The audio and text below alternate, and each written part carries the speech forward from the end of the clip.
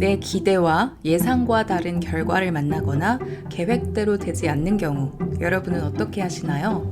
계획대로 되지 않는 게 인생이라서 누군가는 늘 스트레스를 받고 또 누군가는 그게 재밌다고도 해요. 완벽주의이자 계획형 인간인 저는 정말 많이 스트레스를 받았던 편입니다.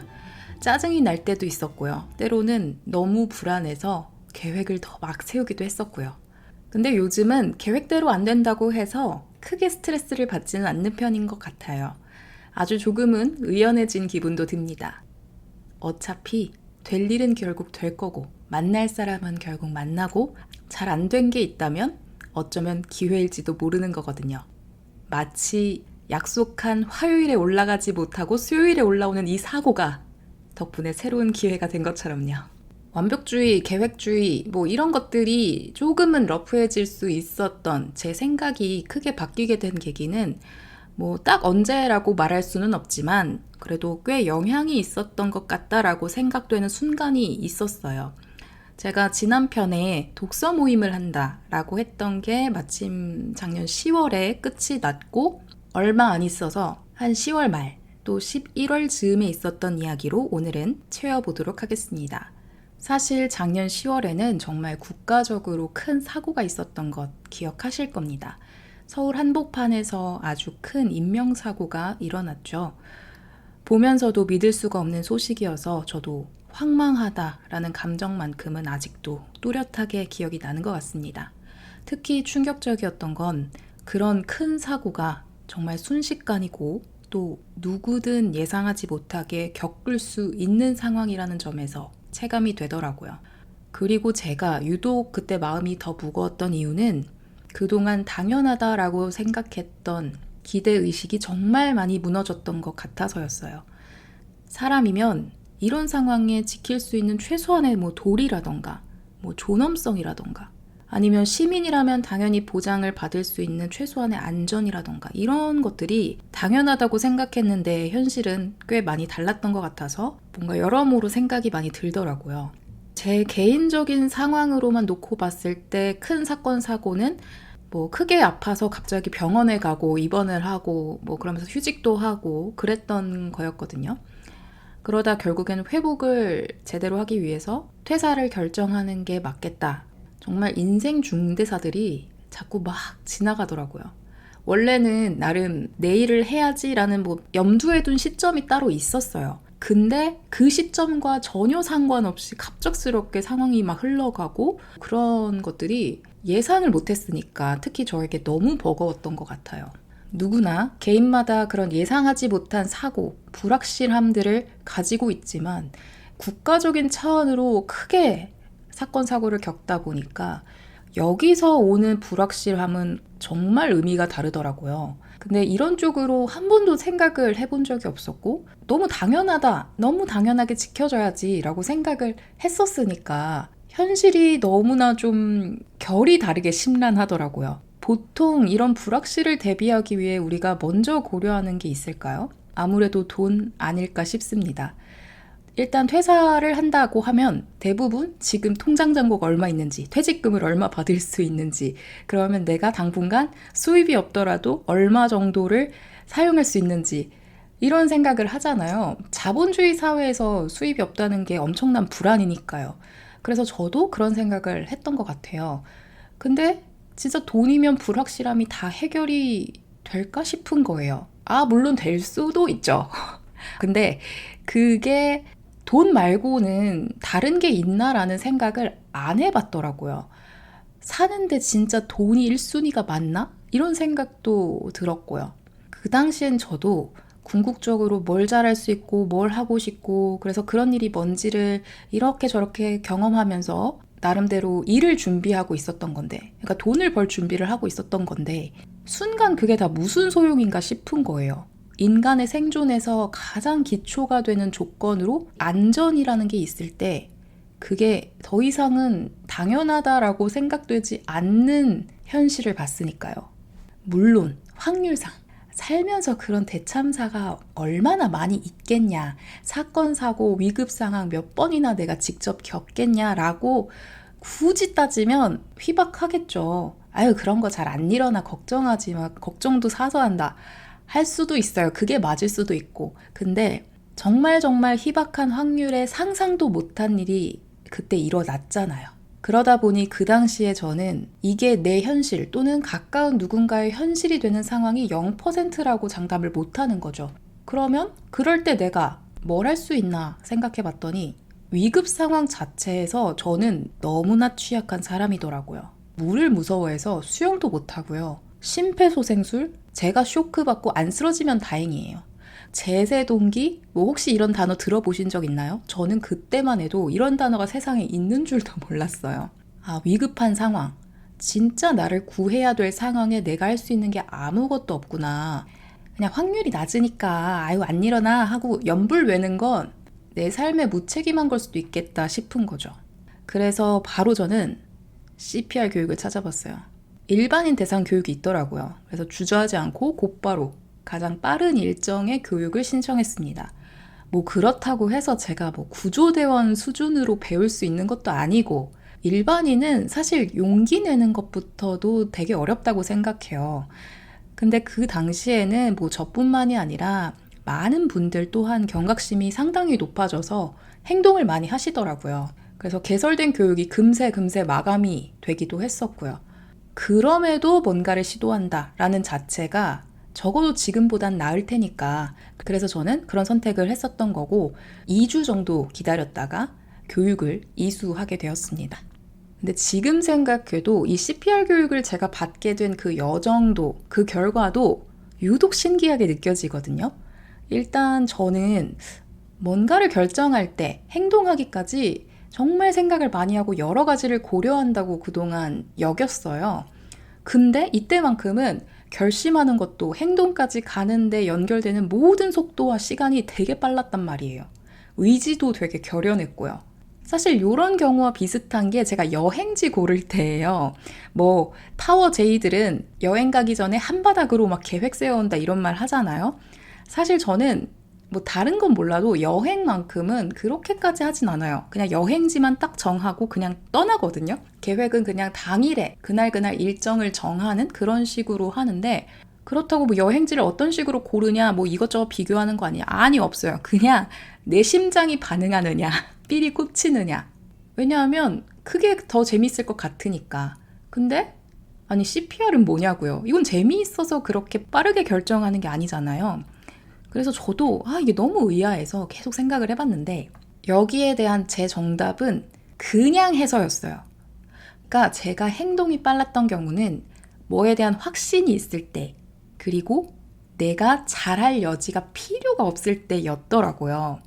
뭘 하기 전에 자꾸 계획을 세우는 이유가 저는 확신하는 과정이 필요해서였어요. 일단 뭘 페이퍼에 쓰거나 타이핑을 하다 보면 텍스트로 내 생각이 딱 눈에 보이잖아요. 그러면서 확신을 할 수 있는 부분도 있고 또 계속 여러 가지 변수들이 있을 테니까 그런 걸 고려하고 이러다 보면 자연스럽게 저는 이걸 내가 왜 해야 되는지의 생각을 계속 하게 돼요. 그런 목표도 조금 더 명확해지고 확실해지고 해야겠구나라는 확신까지도 들어요.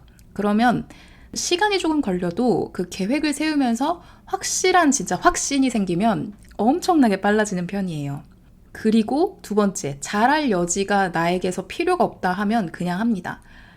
다시 말하면 제가 계획을 세우고 하는 것도 잘하려고 하는 거더라고요. 뭐 작년에 라디오를 들으면서 막 실시간 채팅도 막 참여하고 유튜브에 막 댓글도 달아봐서 막 베스트 댓글 되고 그랬다 했던 이야기 제가 지지진한 에피소드로 말씀드렸잖아요. 이게 딱 떨어지는 사례예요. 그 댓글들을 엄청 막 생각을 하고 썼느냐 절대 아니란 말이에요. 오히려 내가 이래도 되나 싶을 정도로 그냥 툭툭 던진 게 유독 반응이 있는 거예요. 막 잘 써야지, 말 이쁘게 해야지 하면은 이에 힘이 들어가고 각을 잡으니까 잘 안 되더라고요. 그냥 뭐 문장 구조 막 이런 거 보이고 맞춤법 이런 거에 더 막 신경을 쓰고. 근데 제가 막 찐으로 너무 웃겨서 막 깔깔깔 웃다가 막 그냥 리액션이 툭툭 나올 때 아니면 자연스럽게 본능적으로 하고 싶은 말이 있어서 그냥 하는 말. 그런 거에서 저는 사실 뭐 기대를 하고 하는 말이 아니잖아요. 그냥 저의 자연스러운 반응인 거고 그냥 남겼는데 그게 방송을 타면 처음에는 너무 당황을 했죠. 아니 막 심지어 웃기려고 했을 땐 웃지도 않더니 그냥 막 한 말인데 거기에 막 깔깔깔 웃더라니까요. 야구 선수도 매번 홈런을 못 친단 말이에요. 타율이 막 매번 100%가 아니잖아요. 잘하려고 하면 당연히 생각이 많아지고 10번 남길 수 있는 거 막 한두 번 남기는 거예요. 그럼 문제는 뭘까요? 그 한두 번에 대해서 기대치가 너무 높아진다는 거예요. 안 되면 실망하고 속상하고 서운하고, 그리고 또 잘하려고 하면 불확실함, 그러니까 불안하다라는 마음이 자꾸 커지는 것 같아요. 안 해도 될 생각까지 가니까. 그래서 내가 정말 에너지를 쏟아야 될 때가 아니면 그냥 하는 게 맞는 것 같아요. 그래서 뭐 동기부여 책 같은 걸 보면 생각하지 말고 그냥 해 이런 류의 얘기들이 되게 많잖아요. 근데 뭐 그렇다고 생각을 하지 마라라는 거는 좀 아닌 것 같고, 굳이 불안해는 하지 마라, 뭐든 하면 된다, 뭐 이렇게 이해하는 편으로 저는 생각을 해요. 이런 걸 내가 하고 있네 싶은 것들이 작년에 이런 여정들을 통해서 자주 발견이 됐었는데, 그게 처음에는 되게 의아했거든요. 그냥 내가 뭐 좋아서 하나 보다, 뭐 이런 생각을 그냥 되게 가볍게 했었는데, 또 이걸 들여다보면 나름의 이유가 다 있더라는 걸 알게 됐어요. 우리가 바쁘면 깊게 생각하지 못하잖아요. 일상에 여유가 좀 있다 보니 자연스럽게 새로운 것도 해볼 기회를 만나고, 어쩌면 정말 내가 알아야 될 중요한 가치인데도 여태 몰랐다가 그러면서 이제야 배우기도 하고 그랬던 거예요. 그래서 깨달았죠. 계획이 나를 도와주는 장치이기도 하지만 때로는 나의 범위를 가두는 테두리가 되는구나. 계획에 얽매이면 너무 많은 것들을 놓칠 수도 있겠구나라는 깨달음이 오는 거예요. 그러면 방랑하듯이 살아야지 생각지 못한 것들에서 오는 가치들을 얻을 수도 있는 거다라고 생각을 하게 됐습니다. 오히려 내가 찾고 싶은 답이 있을 때 아예 내가 편해지거나 아무 생각도 안 한 다른 뭔가를 하면서 문득 떠오르지 않으세요? 뭔가 열심히 하고 있는데 잘 안 풀릴 때가 있단 말이죠. 너무 집중을 하다 보니까 점점점 시야가 좁아지는 거일 수도 있고요. 근데 몰라 하고 그냥 떠나버린 여행, 놀다 오는 거, 맛있는 거 먹고 오고, 운동도 하고 오고, 산책도 하고 오고 하다 보면 그럴 때 예상치도 못하게 답을 찾더라고요. 지금이 딱 그래요. 아까 오프닝 때도 말씀을 드렸지만 이 에피소드 9편이 화요일 어제 약속된 시간에 올라가야 되는 게 맞죠. 사실 올라는 갔는데 문제가 있어서, 그래서 많은 분들이 안 들으실 때 제가 바로 조치를 취했는데, 다행이에요. 한편으로는 바로 알게 돼가지고. 문제는 뭐냐면 저는 수정만 하면 바로 올릴 수 있을 거라고 생각을 했어요. 그런데 제가 녹음했던 녹음 파일이 싹 사라져 있던 거예요. 아니 이게 뭐지 하면서 계속 휴지통도 뒤져보고 막 그랬는데 없더라고요. 그래서 이거 큰일 났다 하는 생각이 들고 다시 녹음을 해야 된다라는 생각이 드니까 막 까마득한 거예요. 그래서 지금 사실 생방송이에요. 오늘 지금 6월 14일 수요일이거든요. 오늘 올라갑니다. 진짜 어제는 얼마나 절망했는지 몰라요. 진짜 멘붕에 빠져가지고 막 심호흡을 하고, 그래서 다시 하자 하고 일단 어제 밤까지 할 수 있는 만큼은 하고 아침에 일어났어요. 자꾸 거기에 매몰되는 생각이 싫더라고요. 그래서 모르겠다 하고 그냥 일단은 리프레시 한다 하면서 뭐 샤워하고 머리 감고 말리면서 평소처럼 하고 있는데, 갑자기 그때 머릿속에서 어떤 아이디어가 팍팍팍 떠오르는 거예요. 이 내용이 어제 아니었어요.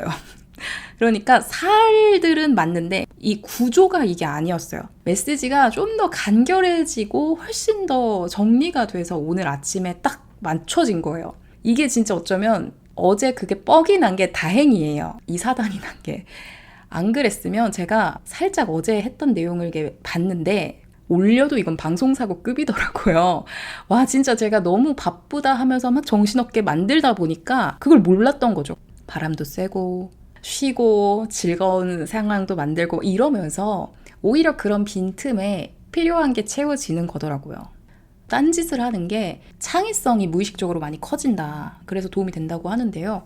어떤 다른 움직임을 만들 때 불현듯 답이 찾아지는 건 마치 제가 작년에 목표도 뚜렷한 계획도 없이 이것저것 다양하게 보고 겪었던 것들이 늘 항상 생각하고 있었던 나는 뭘 하면 좋을까? 라는 것에 대해서 계속해서 창의적인 답들을 만들어내는 과정이 아니었나라는 생각도 들었습니다.